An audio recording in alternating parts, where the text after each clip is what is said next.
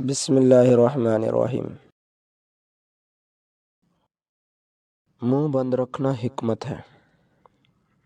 کہتے ہیں کہ کسی جگہ پر بادشاہ نے 3 بے گناہ افراد کو سزائے موت دی۔ بادشاہ کے حکم کی تعمیل میں ان تینوں کو پھانسی گھاٹ پر لے جایا گیا، جہاں ایک بہت بڑا لکڑی کا تختہ موجود تھا، جس کے ساتھ پتھروں سے بنا ایک مینار، اور مینار پر ایک بہت بڑا بھاری پتھر مضبوط رسے سے بندھا ہوا ایک چرخے پر جھول رہا تھا۔ رسے کو ایک طرف سے کھینچ کر جب چھوڑا جاتا تو دوسری طرف بندھا ہوا پتھر زور سے نیچے گرتا اور نیچے آنے والی کسی بھی چیز کو کچل کر رکھ دیتا۔ چنانچہ ان تینوں کو اس موت کے تختے کے سامنے کھڑا کیا گیا۔ ان میں سے ایک عالم، ایک وکیل اور ایک فلسفی تھا۔ سب سے پہلے عالم کو اس تختہ پر عین پتھر گرنے کے مقام پر لٹایا گیا اور اس کی آخری خواہش پوچھی گئی تو عالم کہنے لگا، میرا اللہ تعالیٰ پر پختہ یقین ہے، وہی موت دے گا اور وہی زندگی بخشے گا، بس اس کے سوا کچھ نہیں کہنا۔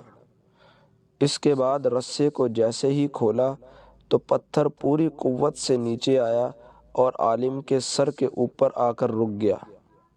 یہ دیکھ کر سب حیران رہ گئے اور عالم کے پختہ یقین کی وجہ سے اس کی جان بچ گئی اور رسہ واپس کھینچ لیا گیا۔ اس کے بعد وکیل کی باری تھی۔ اس کو بھی تختہ دار پر لٹا کر جب آخری خواہش پوچھی گئی تو وہ کہنے لگا، میں حق اور سچ کا وکیل ہوں اور جیت ہمیشہ انصاف کی ہوتی ہے، یہاں بھی انصاف ہی ہوگا۔ اس کے بعد رسے کو دوبارہ کھولا گیا، پھر پتھر پوری قوت سے نیچے آیا اور اس بار بھی وکیل کے سر پر پہنچ کر رک گیا۔ پھانسی دینے والے اس انصاف سے حیران رہ گئے اور وکیل کی جان بھی بچ گئی۔ اس کے بعد فلسفی کی باری تھی۔ اسے جب تختے پر لٹا کر آخری خواہش کا پوچھا گیا تو وہ کہنے لگا، عالم کو نہ ہی تو اللہ نے بچایا ہے اور نہ ہی وکیل کو اس کے انصاف نے۔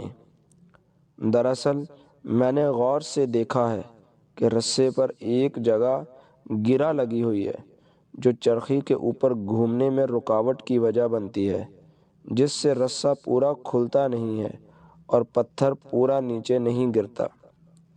فلسفی کی بات سن کر سب نے رسے کو بغور دیکھا تو وہاں واقعی گرہ لگی ہوئی تھی۔